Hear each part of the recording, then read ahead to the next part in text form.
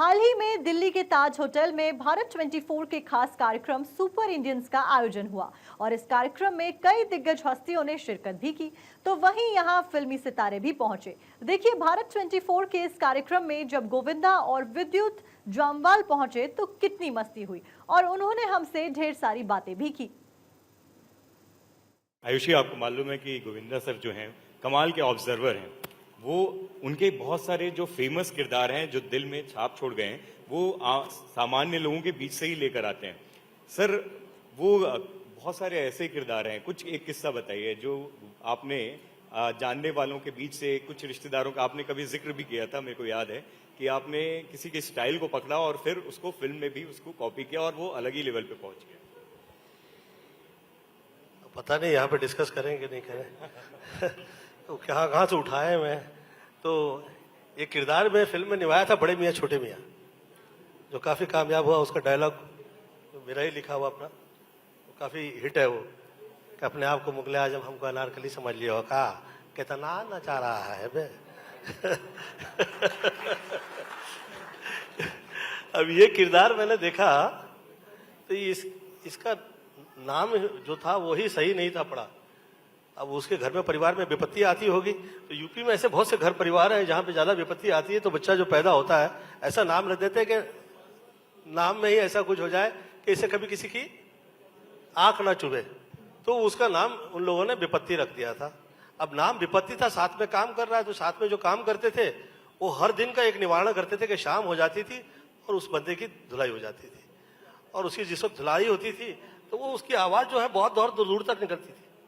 और बेकरी वाला सेठ, ये देखो ये लोग कैसे हमारे साथ खेलवा करने में लगे हुए हैं, हम कह जाते हैं हम बहुत डेंजरस आदमी है।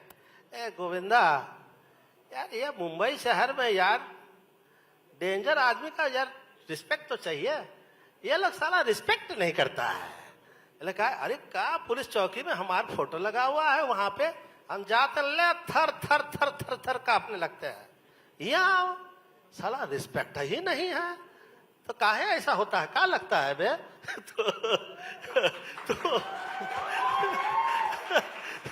तो मुझे वो थोड़ा ऐसा लगा कि ये थोड़ा सा अलग है, और ये बेचारा पता नहीं से ये बिक गया, मतलब कैसे बिक गया। मैं कहा किसी दिन मैं इसका रोल फिल्म में कर दूंगा, तो वो याद रह गया था। जब आदरणीय अमिताभ बच्चन जी के साथ काम किया तो अभिजीत जी की आवाज बहुत भारी आवाज है, और ऐसा लगता है कि बहुत ये कमाल के और है वो। और ऐसे में उनके समक्ष मैं आ गया तो मैंने सोचा यार मैं हीरोइज्म अमिताभ बच्चन जी के सामने क्या दिखाऊंगा, अच्छे हीरो भी हीरो नहीं लगते वो व्यक्ति के सामने, तो क्या करें। तो मैं कहा ऐसा एक आदमी, आम आदमी से उठाएंगे जो बहुत ही बेचारा गिरा हुआ हो और किधर किधर गिरा पड़ा हो, ऐसा लगे कि यार ये कहाँ से हीरो। तो मैंने सोचा कि यही आम आदमी का जो है रोल निभाऊंगा, और वो कामयाब हो गया। तो वो लोगों के भूलता नहीं है। जब आपने जिक्र किया था आपके फादर आर्मी में है, तो वो ये नहीं देखते हैं कि ये इंसान, ये व्यक्ति कौन से रेजिमेंट का है, पूरा देश एक होता है, राइट। तो आप अलग अलग जगह रहे होंगे, क्या आप ये मानते हैं कि इस वजह से शायद आपकी बॉडी इतनी कंपैटिबल हो गई है कि आप -डिग्री के तापमान में बैठ के मेडिटेशन कर लेते हैं? मतलब भाई वाह, क्या वजह क्या है, शुरू क्यों किया, ये ज्यादा इंपॉर्टेंट क्वेश्चन है। सो मैं हिंदुस्तानी मार्शल आर्ट कलरीपयट्ट को रिप्रेजेंट करता हूँ, और मैं जहाँ पे भी जाता हूँ दुनिया में मैं बहुत गर्व से बोलता हूँ कि कराटे, कंगफू, जिजित्सु, जो भी आप नाम जानते हैं, उसकी मदर जो है, उसकी जो माँ है, वो हिंदुस्तानी मार्शल आर्ट है कलरीपयट्ट, और मैं उसको रिप्रेजेंट करता हूँ। और एक समय आ जाता है जब आपने अपना फाइटिंग की है और अलग अलग चीज़ें दिखाई हैं, और एक टाइम आता है जब आपको अपने आप को प्रूव करना पड़ता है कि आपने एक लेवल पार कर लिया है। एक किताब है Tibetan book of living and dying, और उसमें काफ़ी मुद्राओं का जिक्र किया गया है, और हिंदू वैदिक साइंस में भी काफ़ी किताबें हैं। उनका मैंने बचपन से बहुत पढ़ाई की थी और समय आ गया था उनको ट्राई करने का। जब मैं उन 3 घंटों के लिए बर्फ में गया और अपने आप को मैंने गले तक बरी किया, मैंने रियलाइज किया कि जो किताबों में लिखा गया है वो गलत है। पहली बात तो है, जितनी मुद्राएं थी वो काम ही नहीं कर रही थी। मैं बर्फ में ऑलमोस्ट ठिठुर के मरने वाला था, सब ट्राई किया, फेल हो गया।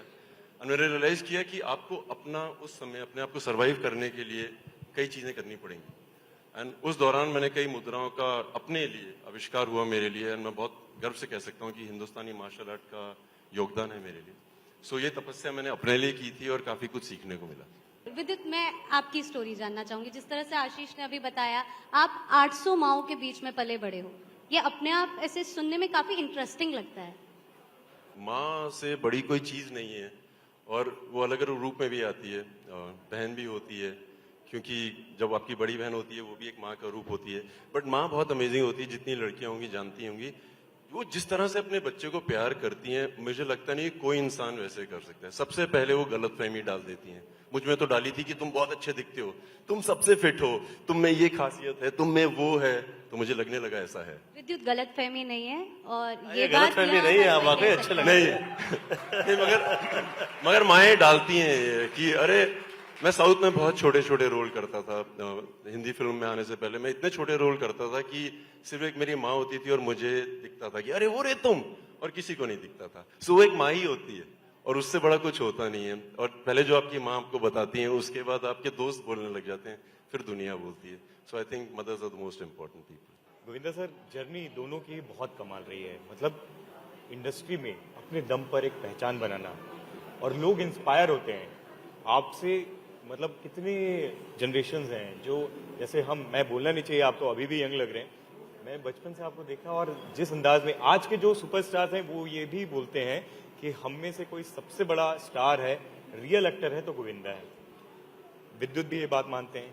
विद्युत के लिए मैं बोलता हूँ कि वो जिस तरीके से इंस्पायर करते हैं, जैसे कि मैं बार बार वो मास एक्टर, मास स्टार इनको बोलता हूँ, वो कनेक्शन की बात करता हूँ। ये जो जर्नी है आप लोगों की अपने दम पर, क्योंकि आज बॉलीवुड में जो जाना चाहते हैं बहुत मुश्किल है। आपने देखा कि बायकॉट बॉलीवुड और ये सब चीजें चल रही हैं। कुछ इस जर्नी के बारे में बताइए। और जो बाहर से लोग जब बॉलीवुड में जाएं, उनको ये जो डर है इस इंडस्ट्री में जाने के लिए, और जो बायकॉट और ये सब चीजें चल रही हैं, इसके बारे में आप क्या रोशनी डालना चाहेंगे? रास्ते में कांटे होंगे या कंकर होंगे या पत्थर होंगे, ये विषय देख के आप रास्ते पे चलेंगे नहीं तो आप आपकी मंजिल पे कैसे पहुंचेंगे।